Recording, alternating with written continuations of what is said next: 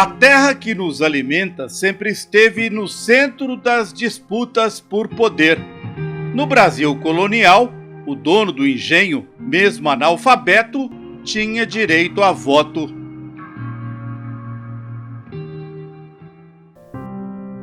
Mas quem produzia, cortava e moía a cana-de-açúcar não podia votar. Mesmo depois de proclamada a República, os camponeses continuaram excluídos. O voto foi negado aos que não sabiam ler e escrever. Os analfabetos só puderam votar no Brasil a partir de 1985. As conquistas populares no campo foram sempre às custas de muita luta, sangue e sacrifício. Episódios que hoje estão nos livros de história tiveram como pano de fundo as questões da terra e da desigualdade social. Hoje celebrada com um memorial em Belém, a Guerra dos Cabanos chacoalhou a então província do Grão-Pará. Indígenas, mestiços e os que viviam na miséria em cabanas de barro ajudaram a instalar um governo em Belém. Na repressão, 30% da população local foi exterminada. A balaiada é relembrada hoje em Caxias, no interior do Maranhão. Na revolta, vaqueiros, quilombolas, artesãos e lavradores se levantaram contra os chefes da província. Sob o comando do coronel que viria a ser o patrono do exército, o Duque de Caxias, a rebelião foi esmagada. Em Canudos, na Bahia, os seguidores do líder religioso Antônio Conselheiro só cederam ao poder central depois de um massacre cometido pelo exército. Na Guerra do Contestado, colonos e poceiros do Paraná e Santa Catarina, deslocados pela construção de uma ferrovia por uma empresa dos Estados Unidos, travaram uma guerra santa contra autoridades. O movimento ele teve início com um grupo muito pequeno de sertanejos que eram seguidores de um curandeiro, do José Maria. Mas com o crescimento da ação policial e militar, das polícias estaduais e do Exército, esse movimento foi agregando descontentes de todo o Planalto, principalmente dos pobres. Então, num determinado momento, pelo menos no ano de 1914, isso é bem claro, é uma guerra de pobres contra os ricos, né? O próprio Estado catarinense nunca quis transformar o contestado em algo memorável, né? Ou seja, a oligarquia local resolveu esconder o contestado, construir a imagem de um Estado branco e europeizado e esconder o contestado, que lembrava muito um Brasil mais caboclo, moreno, mestiço. Na repressão a esta série de revoltas populares, mais de 100 mil brasileiros foram mortos ou ficaram feridos.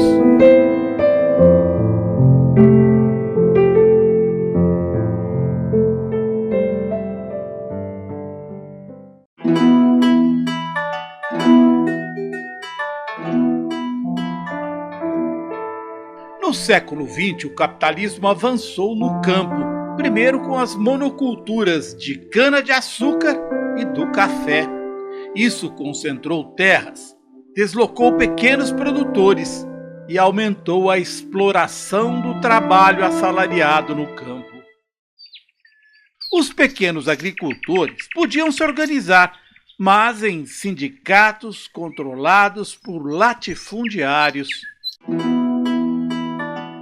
Pequenos arrendatários e poceiros também não tinham direito à organização reconhecido pelo Ministério do Trabalho. A Sociedade Civil dos Lavradores e Poceiros de Terra Lisa, em Nova Iguaçu, no Rio de Janeiro, foi uma das primeiras a driblar a legislação que impedia a organização no campo, em 1948. Em 1954, foi criada a ULTAB, União dos Lavradores e Trabalhadores Agrícolas do Brasil. No mesmo ano surgiu em Pernambuco, no Engenho Galileia, a Sociedade Agrícola e Pecuária dos Plantadores de Pernambuco. Dentre os objetivos estavam construir uma escola e pagar pelo enterro dos lavradores. O dono do engenho ameaçou expulsar os filiados, que convocaram o advogado Francisco Julião, então deputado estadual, para defendê-los. Ter uma escolinha, não ter que enterrar o filho numa caixa de papelão, ter uma certa economia para enterrar num caixãozinho e poder levar à cidade. Dá, por conseguinte, dignidade ao enterro.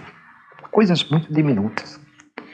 E poder ter crédito, obter um pouco de crédito para comprar a enxada, a semente. Foi uma liderança que impulsionou a organização dos lavradores, formando 64 ligas camponesas em vários estados. O primeiro Congresso Nacional de Lavradores e Trabalhadores Agrícolas, em 1961, adotou o lema Reforma Agrária, na lei ou na marra. Em 1962, um dos líderes do movimento, João Pedro Teixeira, foi assassinado na Paraíba a mando de latifundiários. Mesmo com 11 filhos, a viúva Elizabeth Teixeira assumiu o protagonismo do marido e se tornou uma liderança histórica na luta pela terra. Era possível que tiram a vida de João Pedro, vão matar João Pedro, ficar os filhinhos, eu aqui, tudo aqui.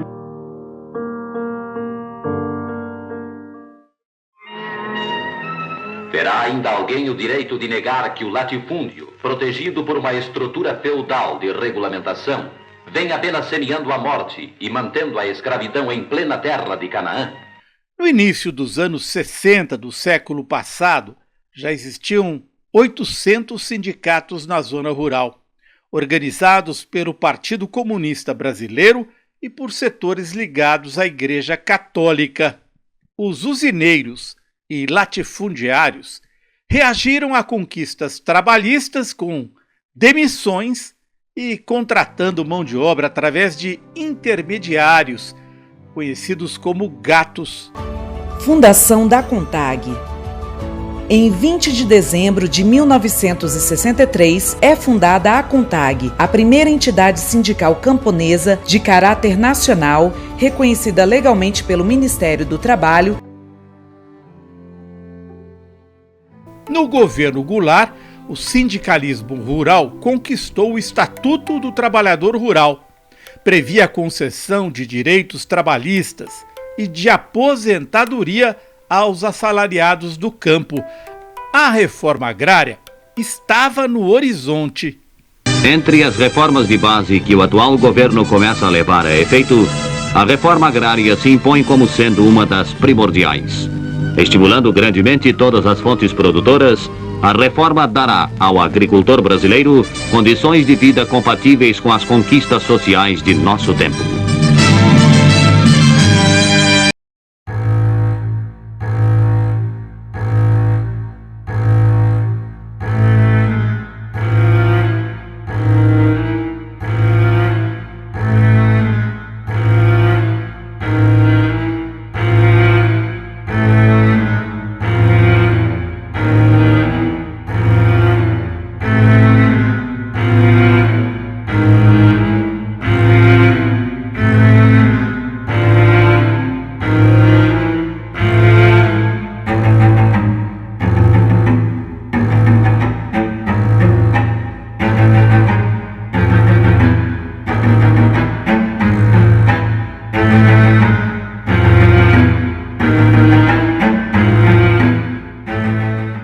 O golpe da elite civil e militar, que derrubou João Goulart em 1964, resultou em uma onda de repressão contra os movimentos populares e sindicais.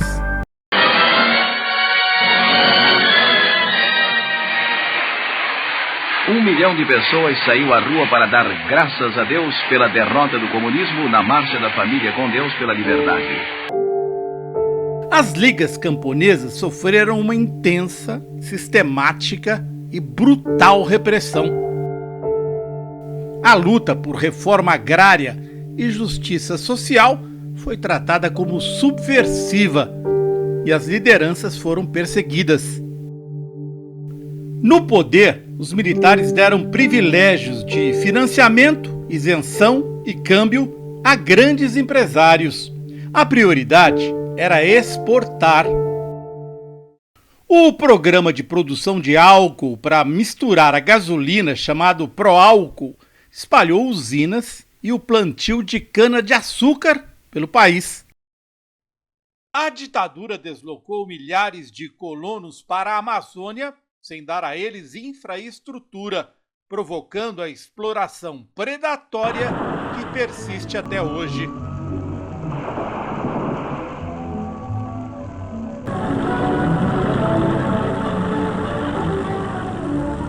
A Transamazônica será uma vereda aberta ao nordestino para a colonização de uma região rica em vales férteis e promissoras jazidas minerais. Mas o regime utilizou recursos públicos em benefício de grupos privados.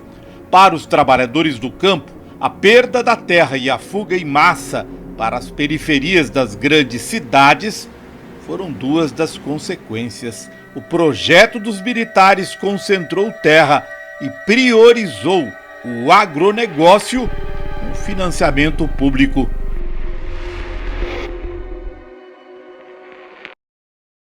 O golpe militar interrompeu a organização da classe trabalhadora, perseguiu, torturou, matou lideranças sindicais no campo e na cidade. A ditadura interveio nos sindicatos das fábricas e das lavouras. Durante 21 anos, os sindicatos, em sua maioria, foram dirigidos por pelegos, ou seja, líderes escolhidos a dedo pelos militares.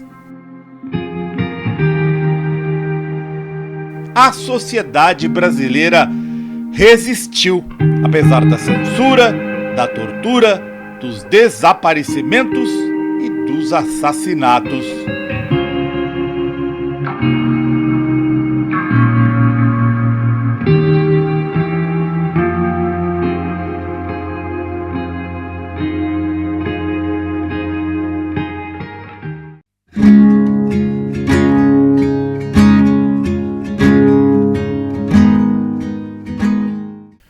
Através da teologia da libertação, a Igreja Católica ajudou a formular estratégias de resistência nas comunidades eclesiais de base e nas pastorais da terra, rural e da juventude. A Igreja formou quadros políticos que seriam importantes para o Partido dos Trabalhadores, a Central Única dos Trabalhadores, o Movimento dos Sem Terra, o Movimento dos Pequenos Agricultores do Brasil e o Movimento dos Atingidos por Barragem. Com a palavra de ordem "sindicato é para lutar", oposições sindicais se organizaram para enfrentar os pelegos e recuperar o papel dos sindicatos.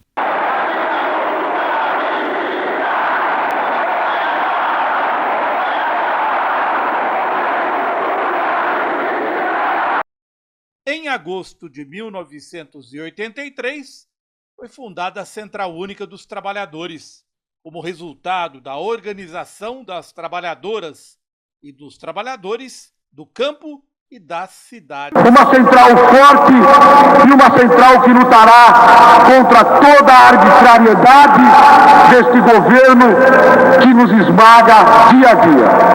Nas cidades, as greves de operários da indústria enfrentaram o arroxo salarial e desafiaram a ditadura no final dos anos 70 do século passado.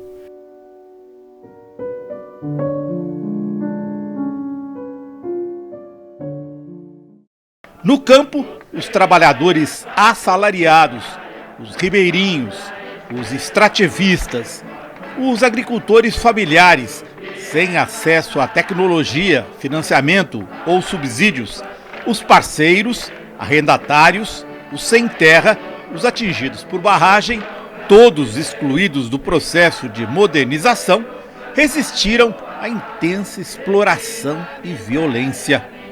A CUT nasceu com a tarefa de articular a organização dos trabalhadores do campo e da cidade, construir unidade na diversidade e unir a classe trabalhadora, que a competição do capital separa, explora e desorganiza. Em janeiro de 1984 foi criado o Movimento dos Trabalhadores Rurais Sem Terra, o MST, importante aliado dos movimentos sindicais. Essa terra é nossa, não vamos perder, terra cheia da vida, ocupa sem temer. Enquanto a ditadura militar agonizava, nos anos 80 as condições de trabalho no campo para uma boa parte dos trabalhadores ainda eram análogas às da escravidão. Nas lavouras, homens, mulheres e crianças eram conhecidos como boias frias, por causa da comida gelada que consumiam nos breves intervalos do trabalho. Agora a situação da gente, ninguém resolve. Quem tem que resolver é a gente.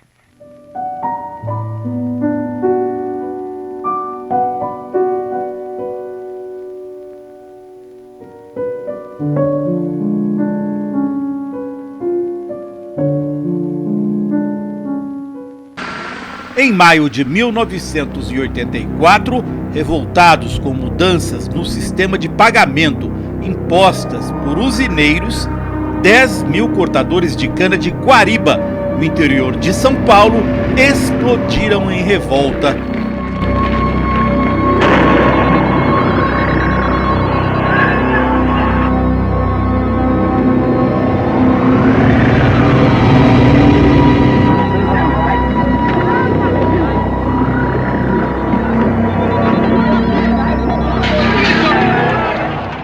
A cena do espancamento de um grevista causou comoção nacional. Aconteceu que ele me pegou e não teve jeito de correr, ele me pegou em 5. 5, tá? Aquela cena que a gente viu 5 pessoas. E você fez o que você cortou? É chute e palada. Palada? E as costas, como é que tá? Olha as costas dele, como é que tá? Foi uma greve vitoriosa que desatou uma onda de reivindicações no campo. O auge se deu em setembro de 1984, quando 400.000 cortadores de cana cruzaram os braços em Pernambuco, Paraíba e Rio Grande do Norte.